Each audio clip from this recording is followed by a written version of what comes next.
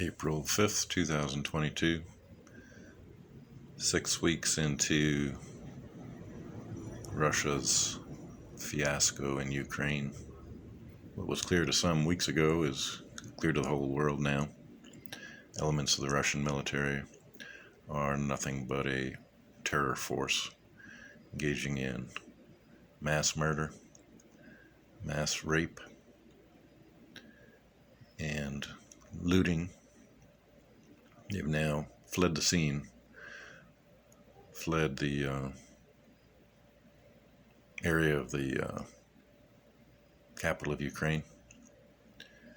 So the Ukrainian forces have taken the entire Kiev area back from the Russian forces who have fled. It's no longer a tactical retreat, no longer anything resembling a retreat. It's a rout. They have fled to Belarus and to Russia itself. And in their wake, their war crimes are coming to light. And it starts right from the top. No excuse to stop short of bringing the entire Putin regime to pay for its war crimes. I don't know why the Ukrainians would accept anything short of total victory at this point, why they would want a negotiated settlement. But it's completely understandable that if that's the route that they take, given the amount of suffering that their civilians are going through. But certainly the Ukrainian military is an amazing force and will not be defeated as long as they have sufficient support from the Western nations. So the fight moves to the east of the country, along the border between Ukraine and Russia in the Black Sea, and whatever temporary successes the Russian military may still have, they will eventually undoubtedly be defeated by the Ukrainian military and the Ukrainian people.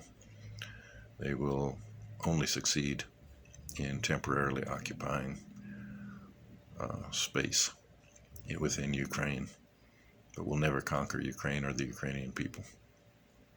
And after this, Ukraine will never be subject to the Russian government or military again.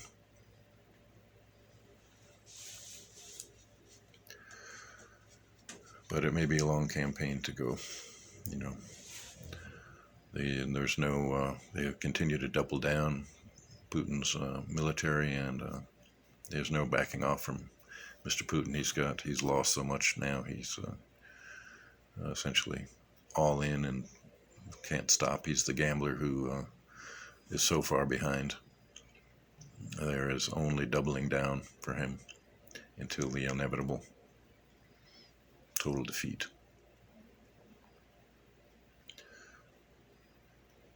So who are Mr. Putin's co-losers in all of this? This was supposed to be the big coming out party for the Russian military and the Russian military equipment.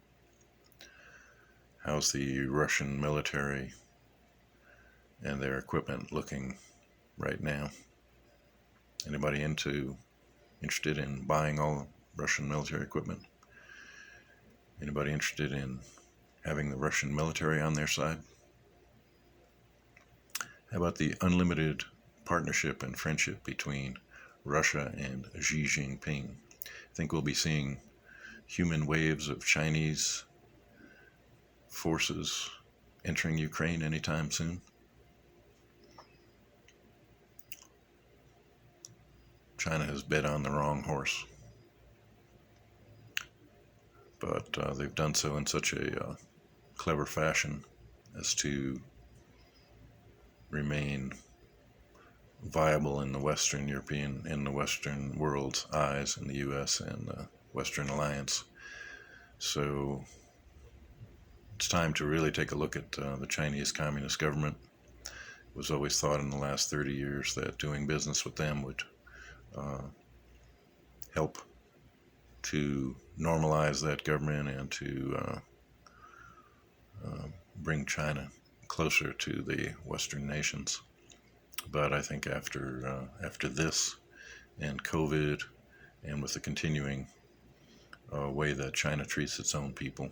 It's time for the world to start to back away from, the Western world to start to back away from such close ties with China. And they may be left as Putin's last supporter, and what can help Putin to linger on, to limp along after this. But that is a very unfortunate position to find oneself. But the Western European nations still can't bring themselves to wean themselves off of Russian oil and gas, because it will possibly send their economies into recession. Well, at this point, that is nothing short of moral cowardice of the first order.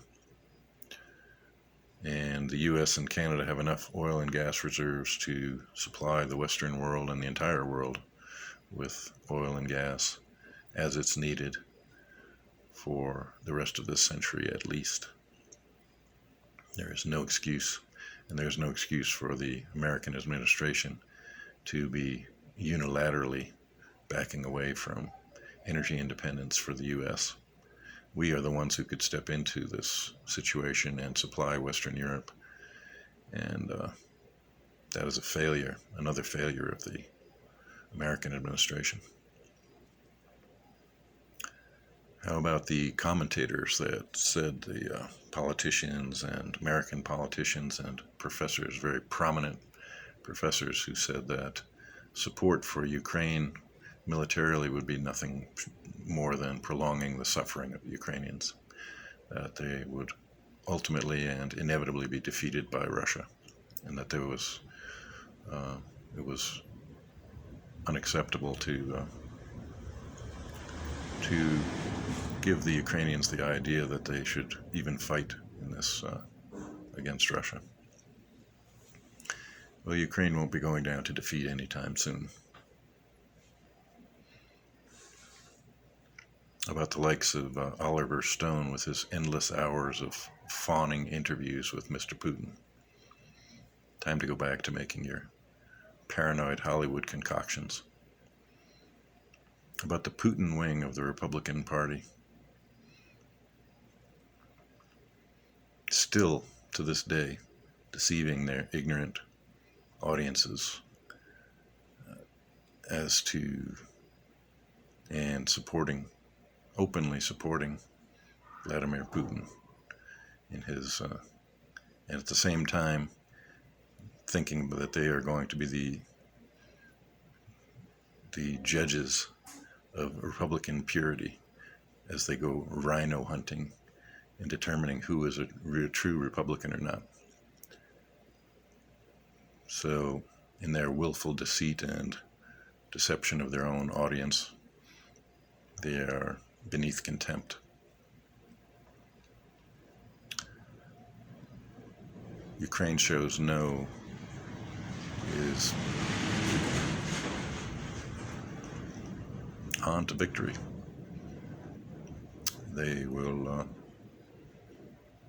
probably accept nothing short of total victory, even if it takes years from this point forward. But they deserve every bit of our support, and I'll leave it at that. God bless.